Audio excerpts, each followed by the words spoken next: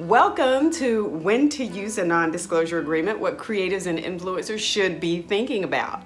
So you've started a business, you're working with other people, but you just can't seem to figure out when you should be using a non-disclosure agreement. Well, I'm here to help you figure that out.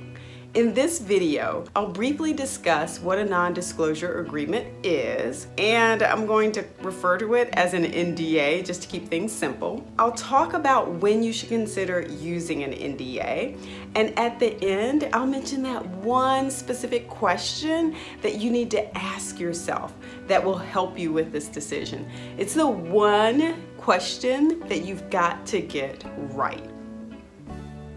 First, what is an NDA? If you've worked for someone or you've been in business for a while, then you've probably heard of them, right? Lots of employers use them, and if you've been collaborating with other creative artists, you may have found that some of them use them also. So what are they? Basically, they're just agreements to keep certain information secret. That's it. Sounds simple, right? As a result, now is about the time I start to lose people. They say, Sheila, I'm not a president. I don't have employees.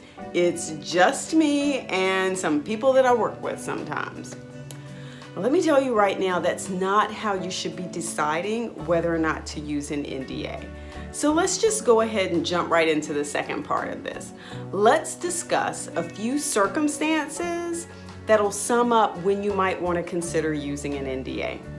First, hiring. When you're hiring someone, so it might be a full-time employee or a contractor to put together your business plan or marketing plan or evaluate your products and services, or to simply act as an advisor or a coach.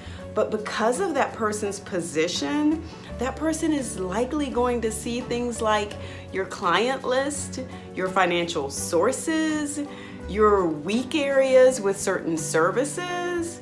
Well, surely you don't want them sharing that information with competitors, and you don't want them to use it to start a competing company, right? Yeah. Next up, collaborating.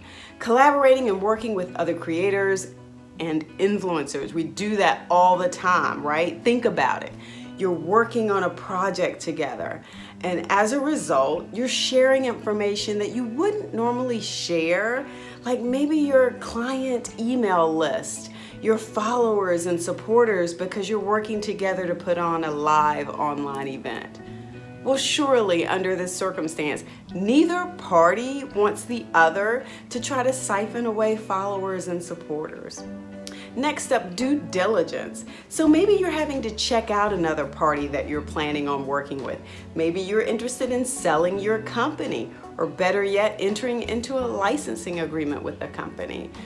So you want to make sure during this due diligence time that when you're sharing your financial information, your client information, your product or service information, that information is not going to be used to your disadvantage. Now, these are just 3 circumstances, and they're not the only times when you need to think about using an NDA. But they're the times that I see the most often. That's when clients come to me the most often. But let me turn the table over for a second, because I've also had a lot of people come to me and say, Sheila, I have an idea. I have an idea that I'd like to discuss with you, but only if you sign an NDA. People, I'm just saying, everybody's got an idea, okay? They're a dime a dozen, and most of the people that I meet have tons of ideas. Like that is not their problem or challenge, okay? But there's an exception here. If you come to me with an idea and you plan to show me some processes that you're going to be submitting for patent approval, in the next 2 weeks or something, well, that's different, okay? But that's rarely what I see. All right, last. Remember I mentioned at the beginning of this video that there's this one thing that you should sort of be thinking about as you're trying to decide whether or not to use one. So here it is. If the secret is some sort of tangible secret sauce, think KFC's original recipe, Microsoft's proprietary information. If it's something that if revealed to your competitor or made public, it could take you out of the game, then you might want to consider using an NDA. And I'm talking tangibles here, things you can touch. Again, something more than just ideas. This is what you should be thinking about.